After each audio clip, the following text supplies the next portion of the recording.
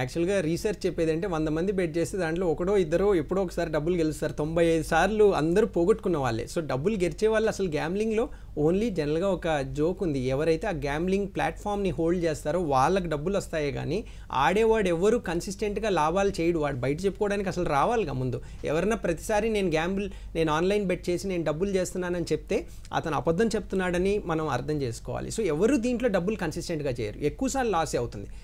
మరి మీకు ఎందుకు మళ్ళీ చేస్తున్నా అంటే ఇందాక నేను చెప్పిన కారణాల వల్ల లాస్ అయినప్పటికీ ఈసారి వేరు, ఈసారి డిఫరెంట్గా ఉంటుంది. నేను పోగొట్టుకున్నాను కదా, నేను అక్కడ తెచ్చుకోవాలి అనేది ఉంటుంది.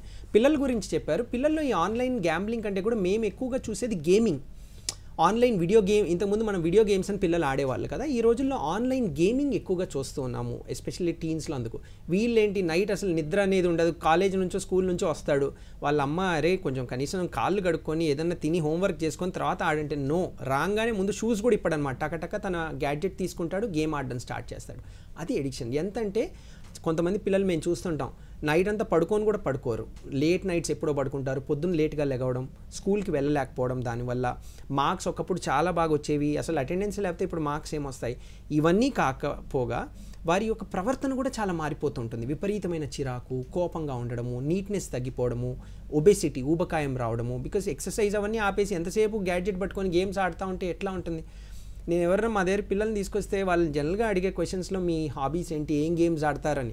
ఈ మధ్య ఆ క్వశ్చన్ అడగాలంటే నాకు కూడా భయం ఉంది, ఎందుకంటే వాళ్ళు చెప్పే గేమ్స్ నాకు అర్థం కావట్లేదు. అవి నేనేదో గేమ్స్ అంటే క్రికెట్ ఆడతారు, కబడ్డీ ఆడతారని చెప్పి వాళ్ళు ఏదేదో పేర్లు చెప్తున్నారు, అసలు అర్థం కూడా కాని పేర్లు, అన్నీ ఆన్లైన్ గేమ్స్ అనమాట.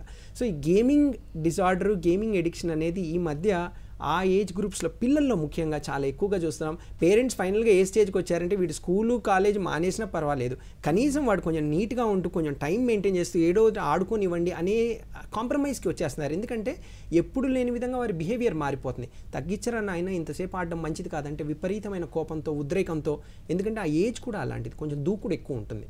సో, ఆ టీన్స్లో వచ్చే హార్మోనల్ చేంజెస్కి తోడు, ఆ దూకుడుకు తోడు easy access to gadgets. Internet ఈ రోజుల్లో ఎంత ఈజీగా దొరుకుతూ ఉంది, ఫ్రీ ఇంటర్నెట్ ఇవన్నీ ఉంటాయి. సో, ఇలా చేయడం వల్ల చాలా మంది పేరెంట్స్ అసలు పాపం ఎలా చేయాలో తెలియక, బయటికి చెప్పుకోలేక, ఎక్కడికి తీసుకెళ్లాలో తెలియక ఎంతో సతమవుతూ ఉన్నారు.